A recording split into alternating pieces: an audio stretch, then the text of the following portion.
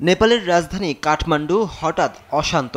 নেপালের বিপক্ষে মাঠে নামার আগের দিন বাংলাদেশের অনুশীলন শুরু হবার ৩০ মিনিট আগে ছাত্র জনতা সরকারের বিপক্ষে আন্দোলন শুরু করে। উদ্ভূত পরিস্থিতিতে কারফিউ জারি করে দেশটির সরকার। তাতে বাতিল হয়েছে ক্যাবেরা দলের পূর্ব নির্ধারিত অনুশীলন।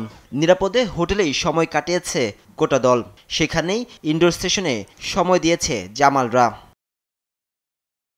তবে সময় যত গড়িয়েছে ততই ঘোলাটে হয়েছে উদ্ভূত পরিস্থিতি। আর সেই বাস্তবতা মাথায় রেখে সন্ধ্যায় জরুরি সভায় বসে সরকার ও নেপাল ফুটবল অ্যাসোসিয়েশনের শীর্ষ কর্তারা। সেখানে ম্যাচ বাতিল করার সিদ্ধান্ত নেওয়া হয়।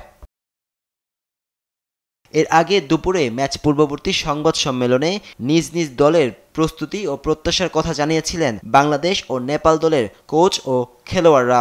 যদিও আগে থেকেই মিল ছিল কাঠমান্ডুর বিভিন্ন গুরুত্বপূর্ণ রাজপথে হাজার হাজার ছাত্র জনতা জড়ো হওয়ার খবর।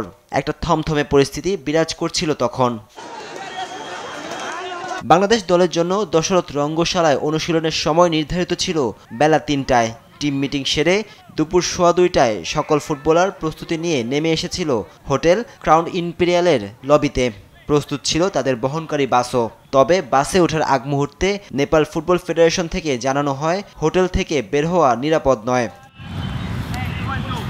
আগামী মাসে হংকংয়ের বিপক্ষে এশিয়ান কাপ বাছাই পর্বের ম্যাচে মাঠে নামবে বাংলাদেশ। ৯ অক্টোবর ঘরের মাঠে হংকংকে আতিথ্য দেবে হামজা জামালরা। এরপর ১৪ অক্টোবর নিজেরাই অতিথি হয়ে খেলবে হংকংয়ের মাঠে। সেই ম্যাচগুলো সামনে রেখে নিজেদের সেরা প্রস্তুতির জন্য নেপালকে বেছে নিয়েছিল বাংলাদেশ। তবে শেষ পর্যন্ত এক ম্যাচ খেলেই এখন গোটা দলটা দেশে ফেরার অপেক্ষা। যে কোনো সময় জানিয়ে দেওয়া হবে বাংলাদেশ দলের নিরাপদে দেশে ফেরার পরবর্তী সময়। নাজমুস রাকিব, দেশ টিভি, পোস্ট ডেস্ক।